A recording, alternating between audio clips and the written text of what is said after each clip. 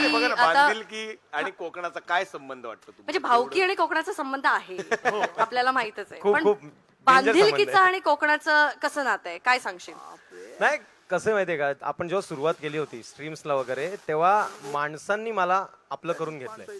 मला असं वाटतं की माझ्यापेक्षा असतं ते खूप चांगले आहेत.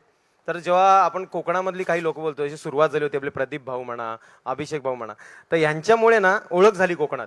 मग आम्ही कोकणात याचं निमित्त शोधायला लागलो. आता वर्षातनं 4-4 वेळा कोकणात येतो आणि लोक वेगळीच आहेत इकडची. काय घरातले काय बटाटे बिटाटे कांदेच पार्सल घेऊन देत आहेत ते कोकणात आपलं ते काय आंब्याचा वगैरे सीझन आला का मग ते आंबेच पाठवून देत आहेत.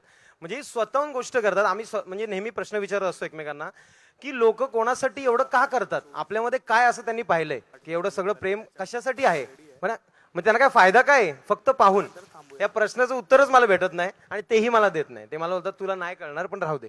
नाही, प्रेम आहे. प्रेम प्रेम खूप डेंजर आहे. हे पण कसं वाटतं येऊन इथे? छान वाटतंय. हो हो छान वाटतं. Excited दुसरं वर्ष आहे आहात सलग हे कोकण म्हणजे सन्मान मुद्दा बघण्यासाठी? असा आहे की कोकण सन्मान आहे तसा तर मी अख्ख्या महाराष्ट्रच आहे पण कोकण सन्मान म्हणजे एक वेगळंच प्रेम भेटतं. आता आमचा मुद्दा चालू होता की फ्युचरमध्ये आपल्याला अजून कुठेतरी बोलवतील पण इथे आपल्याला दरवर्षी यायला लागणार आहे. हा टार्गेट आहे वाटतं. लोकेशन बदलत राहणार पण यायला लागणार. आणि प्रत्येक तुम्ही येणार तालुक्यात नक्की. जायचंय हो हो नक्की येणार. Yes, thank you so much. बसा बसा बसा. धन्यवाद. येस.